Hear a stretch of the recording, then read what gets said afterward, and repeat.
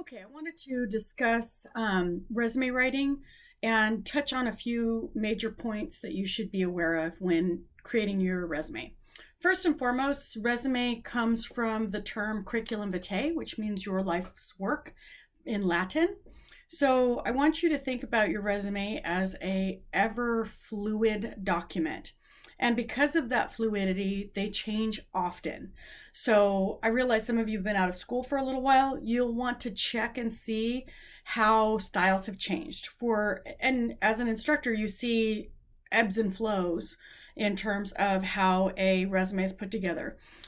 20 years ago, I'd tell you don't use any color. Now I tell people use color like crazy in terms of borders, lines of distinction between one section and the next section. So please feel free to use color if the color is appropriate.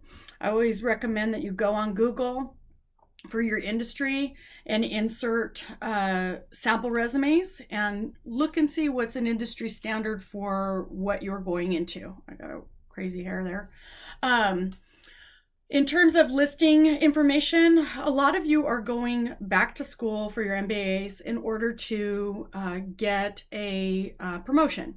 In that instance, if you cannot move forward as a result of not having your MBA, then you're going to want to list your education first. If an MBA is recommended but not a requirement, and you've got 5 years, 10 years in your industry and they value that service time, then you're going to want to list your employment first. So that's going to change once you get your MBA, especially if you're trying to move up and it's a requirement or suggested.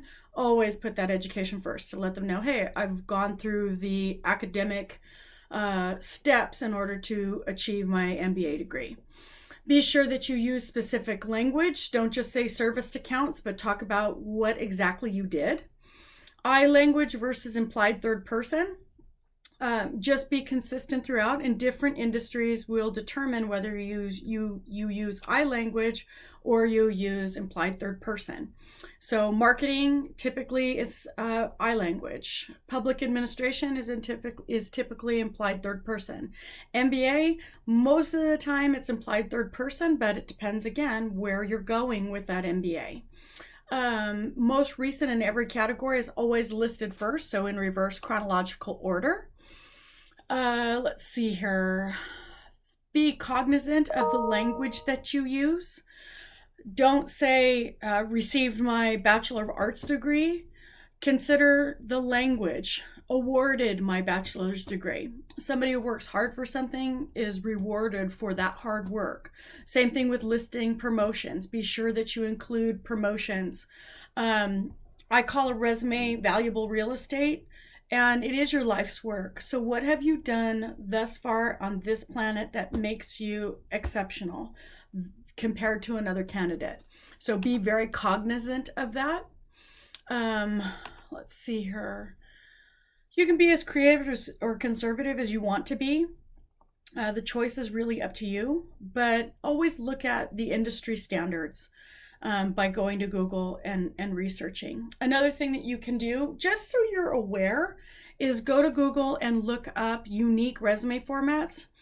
We're starting to see a lot more graphs listed on a resume to quantify large chunks of information into a single graph, something that has never been done. And that's relatively new. It's about 5 years out where you're starting to see, computer skills and a graph from good to proficient to exceptional. So they'll actually do a graph or a pie chart. So that's kind of innovative, interesting ways to list material. Make sure that you treat your name as your headers. In terms of if you're going to change your font style for headers, your name is included in that. Your address and email is the same as your body text. Also, the thing that should stand out most on the page is your name. So if your headers are at a 12-point font, your name should be at a 16-point font or potentially larger. If you have any questions, as usual, please let me know. I love talking about resumes. It's just kind of an awesome part of my job. Where else can you do something and you can have a direct impact on whether somebody gets a job? or at least gets her foot in the door for an interview. So if you have any questions, please let me know. And I look forward to seeing what you come up with. Okay, thanks. Bye.